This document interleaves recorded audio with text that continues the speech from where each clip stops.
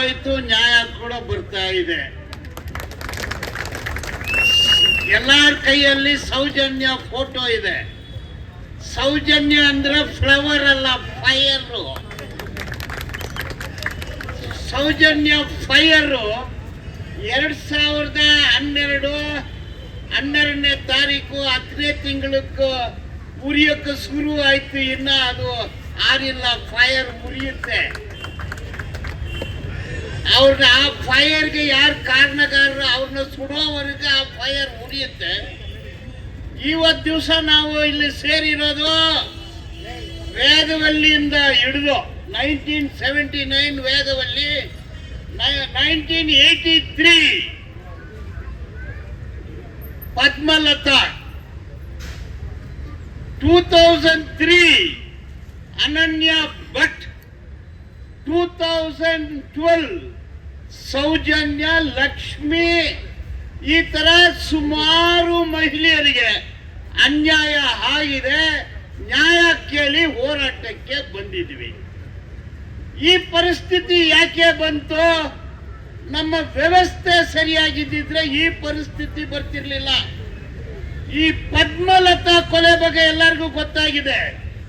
ಅತ್ಯಾಚಾರ, ಕೊಲೆ, rape, murder, rape rape rape, ಎಲ್ಲ ಕಡೆ ರೇಪು. ಎಲ್ಲೆಲ್ಲ ಸಂಗಿ ಮಂಗಿ ಇದೆಲ್ಲ ಅಲ್ಲೆಲ್ಲ ರೇಪು. ಉತ್ತರ ಪ್ರದೇಶದಲ್ಲಿ ರೇಪು, ಮಧ್ಯಪ್ರದೇಶದಲ್ಲಿ ರೇಪು, ಶಿಕಾರಿಪುರದಲ್ಲಿ ರೇಪು, ಧರ್ಮಸ್ಥಳದಲ್ಲಿ ರೇಪು, ವಿಧಾನಸೌಧದಲ್ಲಿ ರೇಪು ರೇಪು ರೇಪು.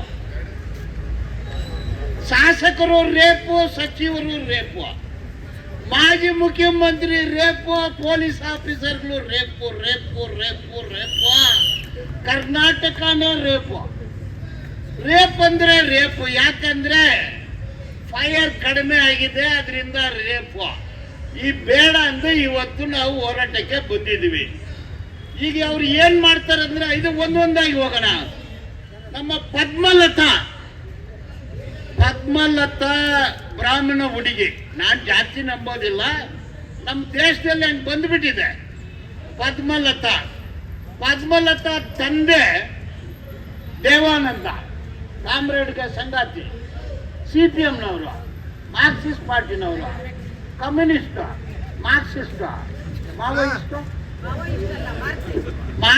ಮಾವೋಯಿಸ್ಟ್ ಅಂತ ತಪ್ಪಾಗುತ್ತಾ? ಅದು ತಪ್ಪೇನಿಲ್ಲ. Okay, communist, Marxist, Leninist, Maoist, Periyarist, Ambedkarist. ಅವ್ರು ಯಾರು?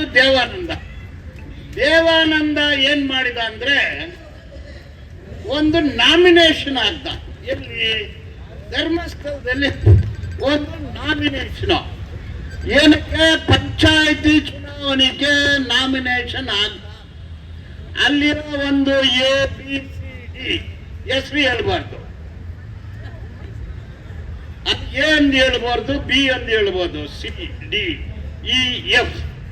ಅವ್ರು ಕರೀತಾರೆ ಇವ್ರನ್ನ, ಪಾರಪ್ಪ ದೇವಾನಂದ ಏನದು ನನ್ನ ಕೇಳ್ದೇನೆ ನಾಮಿನೇಷನ್ ವಿತ್ಡ್ರಾ ಮಾಡ್ಕೊ ಅಂತ ಕೇಳ್ತಾರೆ.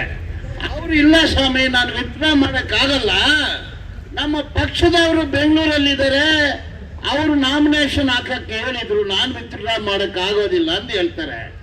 ಮಾಡಲ್ವಾ?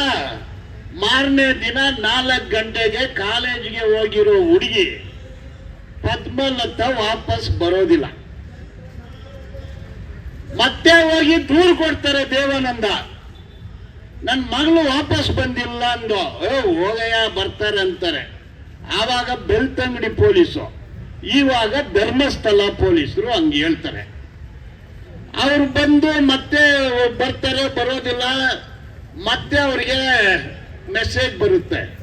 ಈಗ ಎಲ್ಲರ ಕೈಯಲ್ಲಿನೂ ವಾಟ್ಸಪ್ ಇದೆ, ಮೊಬೈಲ್ ಇದೆ, ಎಲ್ಲ ಮೆಸೇಜ್ಗಳು ಬರುತ್ತೆ.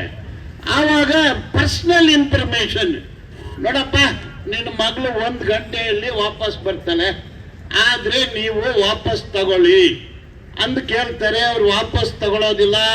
3ನೇ ದಿವಸ ಪದ್ಮಲತಾ ಡೆಡ್ ಬಾಡಿ ನೇತ್ರಾವತಿ ನದಿ ಕೆರೆಯಲ್ಲಿ ಬಿದ್ದಿರುತ್ತೆ. ಒಳ ಉಡುಪು ಡಿಸ್ಟರ್ಬ್ ಆಗಿರುತ್ತೆ, ರಕ್ತ ಕಸಿತಾ ಇರುತ್ತೆ.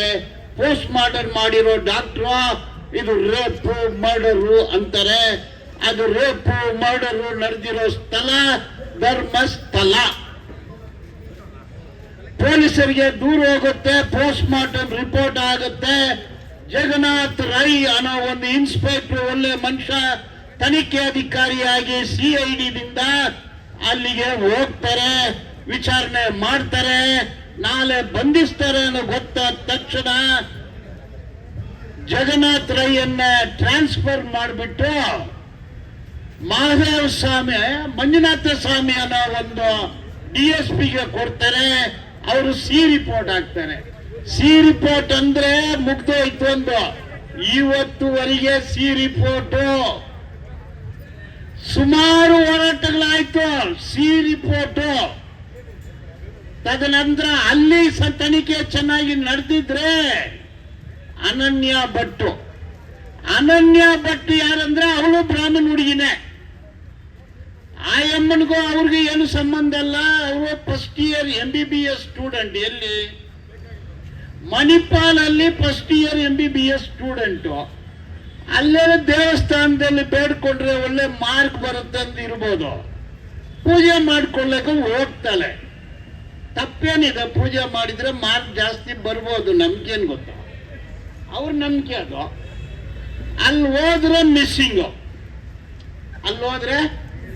ಮಿಸ್ಸಿಂಗು.